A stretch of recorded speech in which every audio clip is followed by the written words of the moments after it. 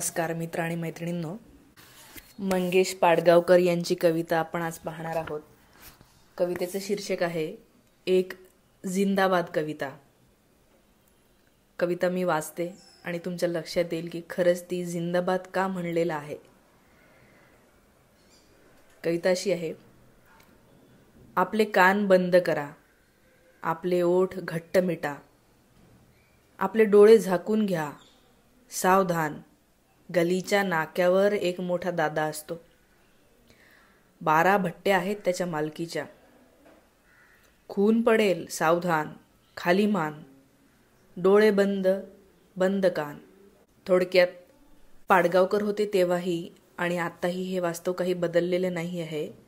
त्यांना थोडक्यात हे म्हणायचं आहे की गल्लीमधले किंवा सत्तेमधले जे खूप मोठे दादा लोक असतात त्यांची भीती कशी असते की ते तुम्हाला बोलू देत नाहीत, तुम्हाला ते ऐकू देत नाहीत, तुम्हाला खरं ऐकू देत नाहीत, खरं तुमच्यापर्यंत पोहोचणार नाही याची सुद्धा काळजी ते घेतात.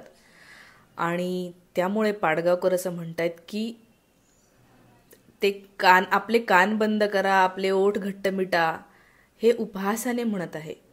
थोडक्यात ही सत्ता जी आपल्याला करते की ती तुमचे तोंड बंद करण्याचा प्रयत्न करत असते. आता इथे येऊन कोणीही तुमचं डायरेक्ट तुमच्या तोंडावर हात ठेवणार नाही, पण तुम्हाला इनडायरेक्टली धमक्या देणं, तुम्हाला कमेंटमध्ये काहीतरी धमकीवजा बोलणं, यालाच पाडगावकर म्हणतायत की सावधान. आणि कविता जिंदाबाद का आहे तर कविता सांगते सत्य, परिस्थिती काय आहे ती. पुढे ही कविता असं म्हणते. पुढारी आले नमस्कार, जिंदाबाद जय जयकार.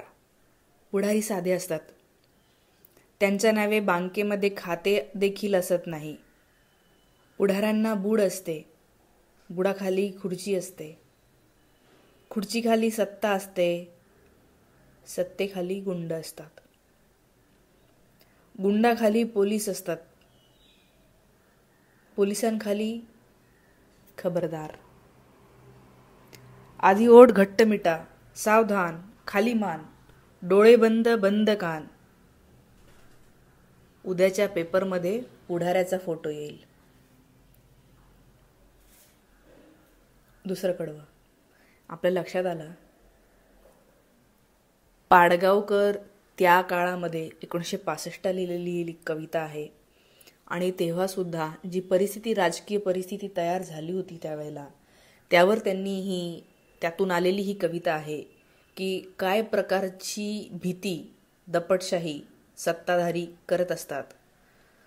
आणि जेव्हा ही सत्ता निरंकुश होते, कुणाही एका व्यक्तीच्या हातामध्ये निरंकुश सत्ता जाते, कुणाचाही त्याच्यावर धाक राहत नाही, चेक अँड बॅलन्स राहत नाही, तेव्हा ही सत्ता काय काय करते. कारण की ते म्हणतात की काय, पुढाऱ्यांना बूड असते, बुडाखाली असते खुर्ची, खुर्चीखाली असते सत्ता असते, सत्तेखाली असतात गुंड, आणि गुंडाच्या खाली असतात पोलीस, आणि पोलीस हे गुंडांच्या खाली असल्यामुळे पोलीस तुमचे आवाज बंद करण्याचा प्रयत्न करणार. तुम्ही आंदोलनाला जाणार तर ते तुम्ही दिसणार नाही असं करणार, तुम्ही आंदोलन करणार नाही असं करणार.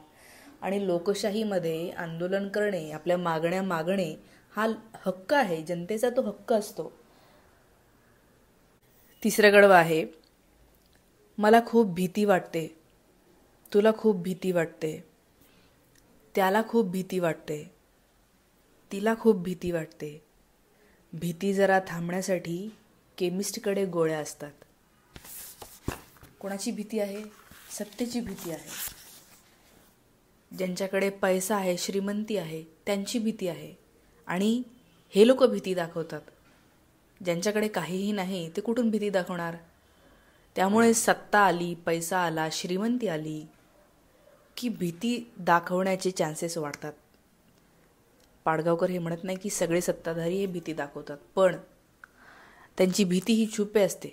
ते डायरेक्ट स्वतःहून काहीही म्हणणार नाही. त्यांचे चेले त्यांनी पाठवून दिलेले असतात, सोडलेले असतात, जे इनडायरेक्टली तुम्हाला म्हणतात की बघ बरं, असं म्हणशील तर बघ बरं. पाडगावकर काय म्हणतात, भीतीसाठी गोळ्या असतात, गोळ्या घेताच झोप येते, झोप येताच भीती थांबते. लहान भीती 2 गोळ्या, मोठी भीती 6 गोळ्या, 20 गोळ्या घेतल्या तर भीती थांबते कायमची. खबरदार, ओठ मिटा, त्याआधी गोळ्या गिळा. ओठ का मिटायचे? भीतीने लोक ओठ मिटतात. भीतीमुळे काय होतं? खरं बोलता येत नाही. नको बाबा, कशाला? हे जे नको बाबा आहे ते काय आहे? भीती आहे. खबरदार, ओठ मिठा त्याआधी गोळ्या गिळा, सावधान, खाली मान, डोळे बंद, बंद कान. हे होतं तिसरं कडवं. थोडक्यात ही जी काही भीती आहे त्याच्यावर उपाय काय आहे? तर उपाय हा नाही आहे की जे भीती दाखवतात ते सुधारणार. उपाय आहे की तुम्ही तुमचं गोळ्या गिळून तुमचं शरीर पाहावं. शेवटचं कडवं. काळोखाच्या रांगेमध्ये निमूटपणे उभे राहा. गप उभं राहायचं, काही बोलायचं नाही. पण राव, एक सांगा, ही रांग कुठे जाते? खबरदार, प्रश्न नको.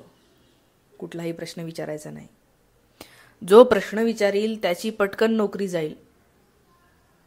माणसाला बायको असते, बायकोला पोरे होतात, पोरांना भूक लागते, भुकेला नोकरी लागते, आणि नोकरीला मनाचे मढे लागते. थोडक्यात तुम्ही का बोलायचं नाही? कारण तुम्ही बोललात तर तुमची नोकरी जाण्याची शक्यता असतात. बरं, बोलणं हे काही नोकरी जाण्यासाठी अट असू शकत नाही. पण ज्यांची तुम्ही नोकरी करता आहे त्यांना तुम्ही नीट काय, चांगलं काय, बरोबर आहे हे नाही सांगू शकत. ही परिस्थिती आहे आणि ही एक प्रकारची भीतीच आहे. आणि असं करूनच तोंड दाबली गेलेली आहेत लोकांची आजपर्यंत. याच्या आधीही हे झालेलं आहे आणि आताही तेच होत आहे. त्यामुळे तुमची नोकरी जायची नसेल आणि नोकरीच्या धाकाने नोकरी जाऊ नये म्हणून आज अनेक लोक गप्प आहेत. कारण पोटाला भूक आहे आणि भूक भागवायची आहे. आणि ते काय म्हणतात, नोकरीला मनाचे मढे लागते. हे वाक्य बघा. तुम्हाला जर नोकरी करायची असेल ते म्हणतात म्हणजे तुम्हाला मन मारावं लागतं, मनाचं मढं होऊन जातं. ही रांग कुठे जाते? ही रांग कुठे जाते? प्रश्न नाही. सावधान, खाली मान, डोळे बंद, बंद कान. तरी पण ही रांग कुठे जाते? एवढं सगळं म्हणूनही पाडगावकर शेवटी प्रश्न विचारतातच, कितीही भीती असली तरी, की ही रांग कुठे जाते? हे काय होत आहे? खूप आवडली कविता आणि खूप रिलेव्हंट पण आहे.